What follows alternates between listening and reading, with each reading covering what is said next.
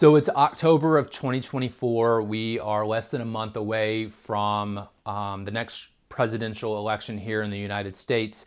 And what a lot of people may not know is that there are some significant estate tax implications related to this presidential election. So let's talk about the one thing that you really need to know regarding estate tax in 2024. So let's get into it. So we got this presidential election that's coming in less than a month, and there's one thing that everyone needs to know about estate tax. So there's some significant changes coming regardless of what happens with the presidential election. So effective January 1st, 2026, the current laws are set to change to old laws, and I'll explain what that means here in a second. But depending on who comes into office, who our next president is going to be, that could impact these changes that are scheduled to happen. So first of all, let's talk about where estate tax laws stand today. So in 2024, each individual is able to pass up to $13.61 million in assets during their lifetime and upon their death. It's a full spectrum, lifetime and death. They're allowed to transfer that amount free of any estate tax. So that up to $13.61 million in assets is what's known as your estate tax exemption. And anything over that threshold is subject to estate tax, right? It's no longer exempt from estate tax. So there's a gradual rate increase with that amount that's over the exemption, and it quickly gets to 40%. So most people who end up owing an estate tax usually are looking at close to a 40% estate tax rate.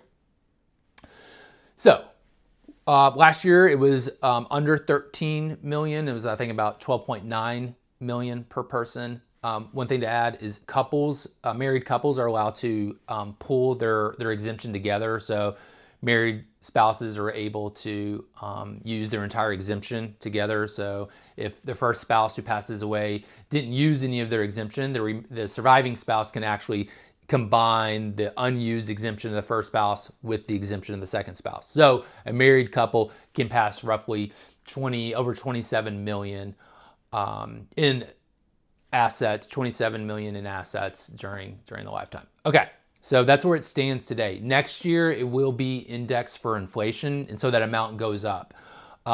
We don't know what it will be until the Treasury actually releases that. We're getting close to 2025 coming upon us, so the Treasury will release that in the next few months, but we don't know what it is today. So what we do know about January 1st, 2026, the way the current laws are written, it's that exemption amount is going to go back to where it was pre-2018. And at that point, it was at $5.49 million in assets.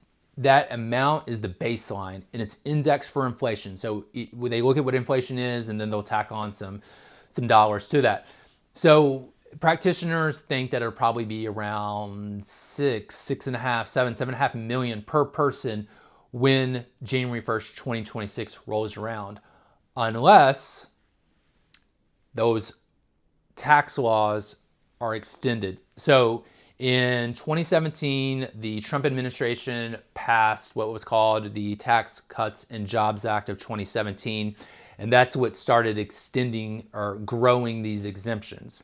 But there was a shelf life on that law into 2025, beginning of 2026, and it goes back down to old laws. So we don't know what will happen. Likely, if Harris comes into the office, then they're going to let it lapse. In fact, they've even talked about reducing the exemption even more. So at the very least, we probably know in that case that it will lapse. It could be reduced even more. We don't know.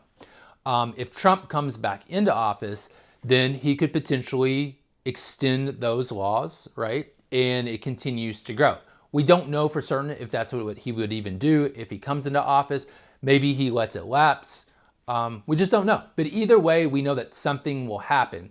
You can do planning today, regardless of what will happen in less than 18 months, 14 months, 15 months. Regardless of what happens then, you can do estate tax planning today and lock into these high exemption amounts.